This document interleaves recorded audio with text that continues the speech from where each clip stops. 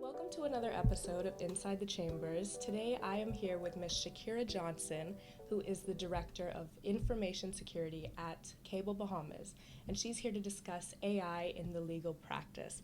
So welcome to the podcast, Miss Johnson. Thank you for having me. Yes, thank you so much for coming today.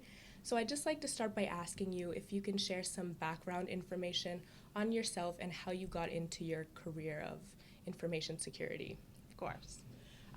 But I'd first like to start by saying that any insights that I share are my personal views and not that of my employer.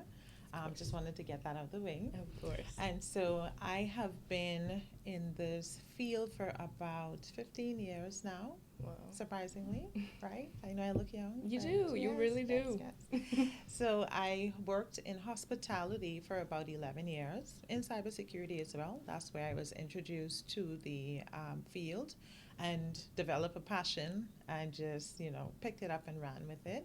And so I've been at my current employer for about 5 years now. And I thoroughly enjoy what I do, love cybersecurity, love the dynamics of it. It's never a dull day. It's always changing in terms of the industry concepts and information and cyber attacks and the different what we call attack vectors. And with the increasing use of technology, right, it doesn't matter what type of business or industry it is. There are so many aspects of our businesses that are dependent on digitization.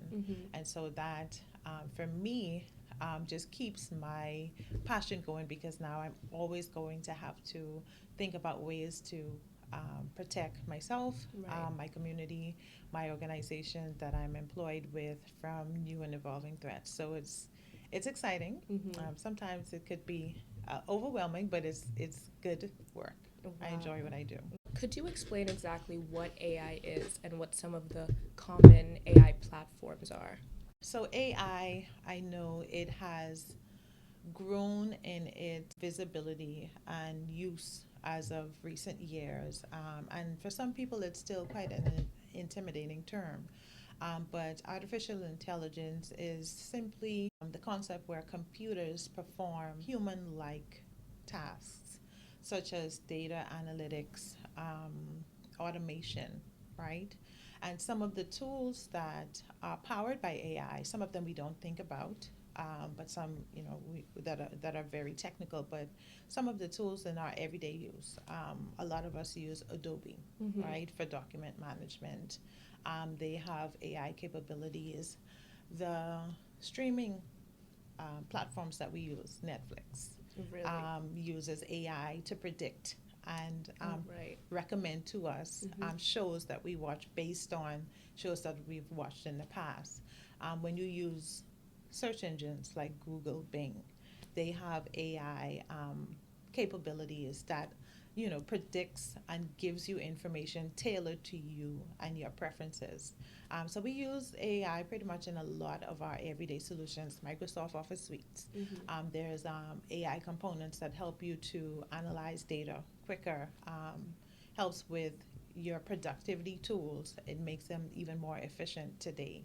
And one of the more common platforms I think that everyone can relate to now is generative AI tools such as ChatGPT. Right? Everyone uses ChatGPT today as their assistant. So it's growing in adoption, right? Artificial intelligence, it's not going away.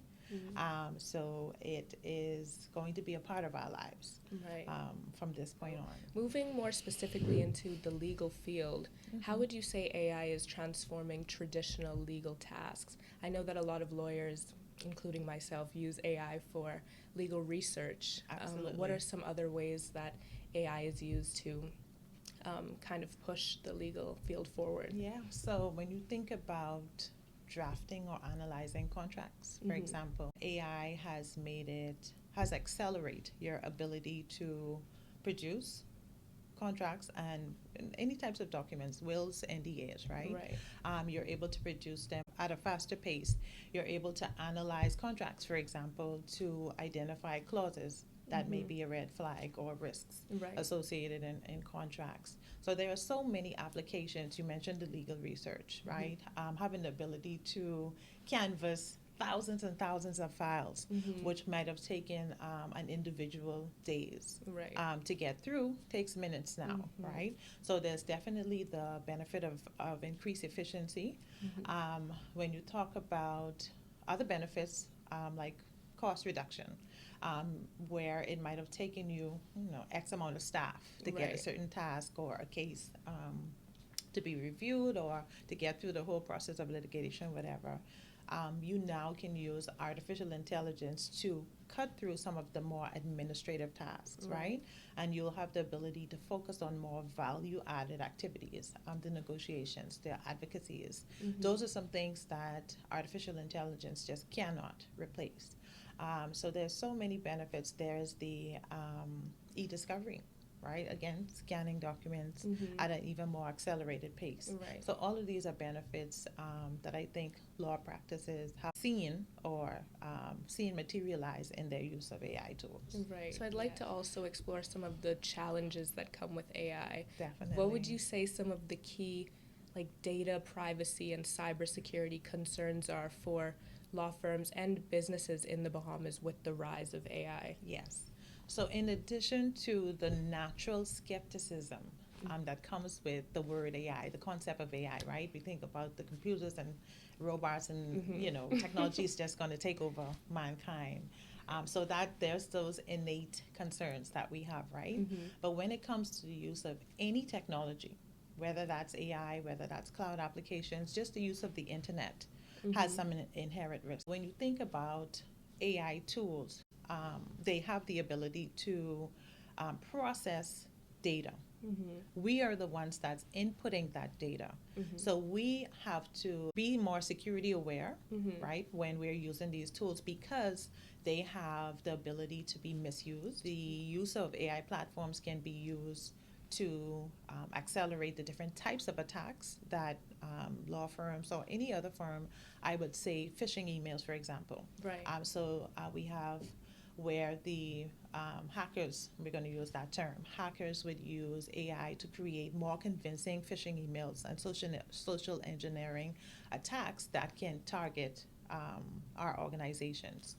But when you are the consumer or the person using these tools, there's the possibility of you inputting confidential information that's accessible to the public, right? So one of my recommendations is if you are going to use AI-powered tool, use the paid versions. Right. Free versions are open. Right.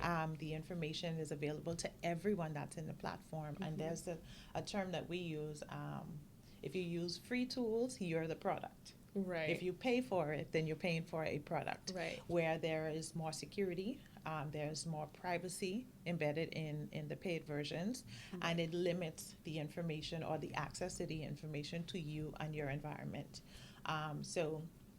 When it comes to cybersecurity concerns, again, using these tools does open your organization to the exposure of potential malware as well, right? Ensuring that the tools that you are using are coded securely, are updated on a regular basis, and that they are compliant with national or local regulatory requirements. It could be the GDPR, it could be our local Data Protection Act that requires privacy to be embedded in these solutions and our use of them.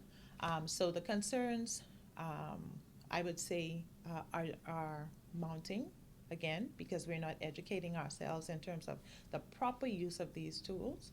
And there's ways to mitigate the concerns, right, and the risks associated with the use of any technology. First, education, understanding what vulnerabilities exist, understanding which exposures you are introducing into your environment by just using these tools, and making sure that you're training your staff on the proper use of them, right?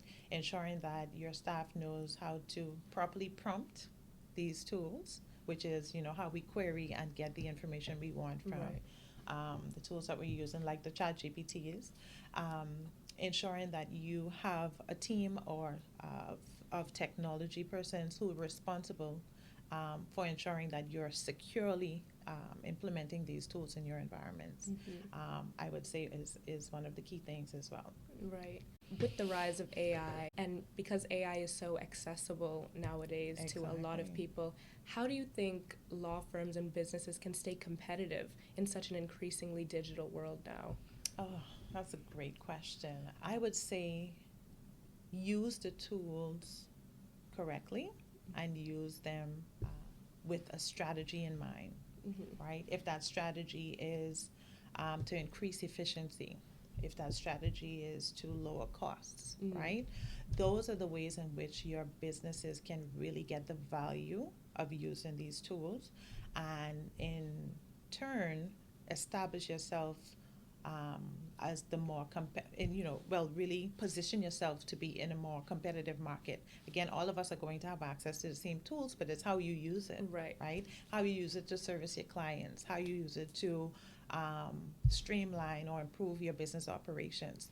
That's how we're going to see the companies that thrive versus those that just exist in a world where technology is so accessible and have advanced for everyone.